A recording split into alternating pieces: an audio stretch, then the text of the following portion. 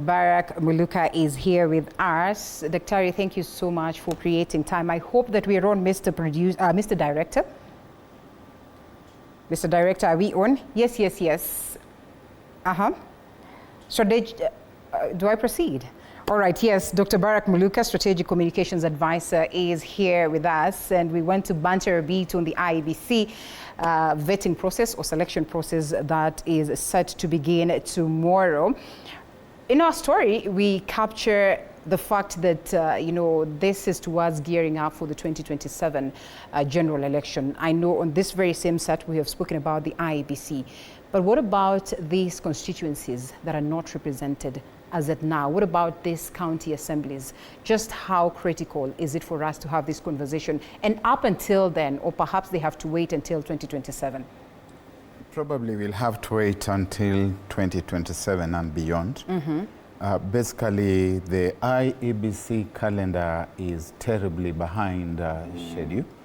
Recall that after the 2007 crisis, Judge Johannes Kriegler and the commission that he chaired advised us that we should at all times have the electoral body not less than 2.5 years before the elections.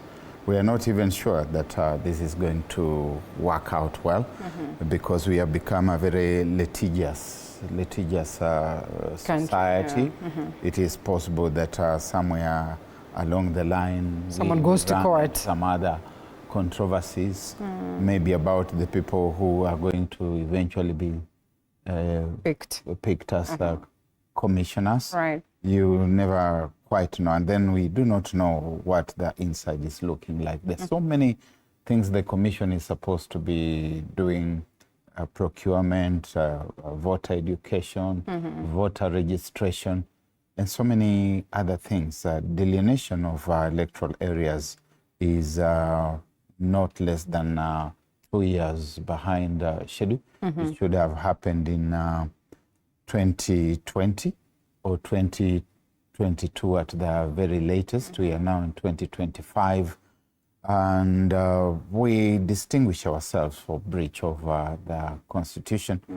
Perhaps we will have to wait again before we get into boundaries delineation. Remember, that's an exercise that requires a lot of public participation, and it's also very, very emotive and controversy riddled. What does this speak about the Secretariat of the Independent and Electoral Boundaries Commission? The Secretariat seems to blow hot and cold. We were told when some people, I think they were the Gen Zs, they wanted to sponsor a motion.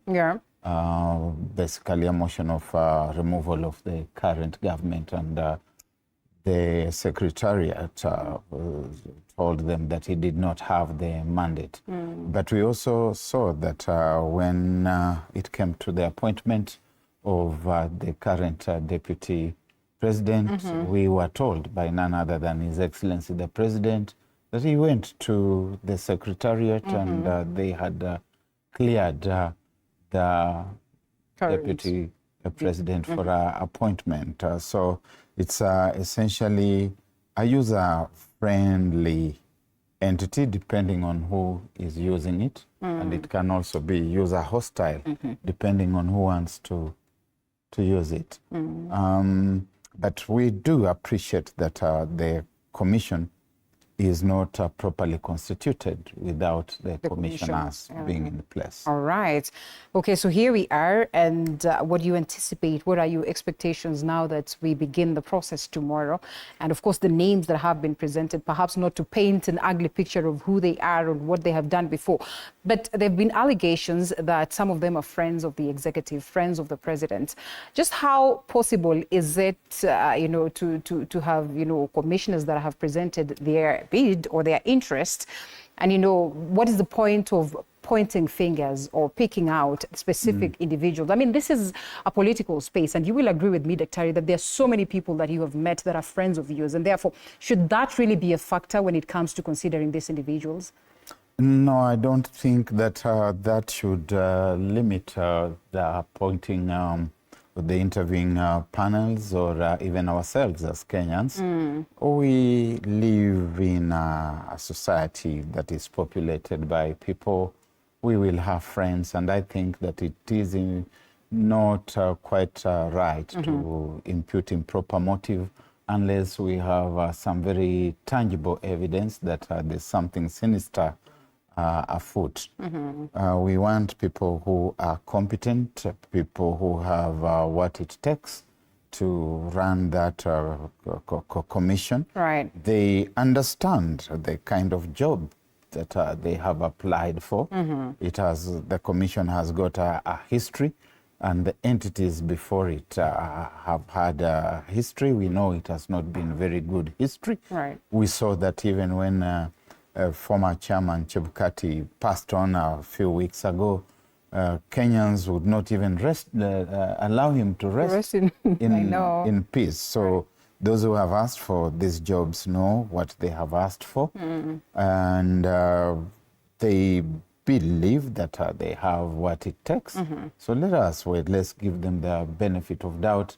Let's not begin casting aspersions this early. But they know that it's a tall order.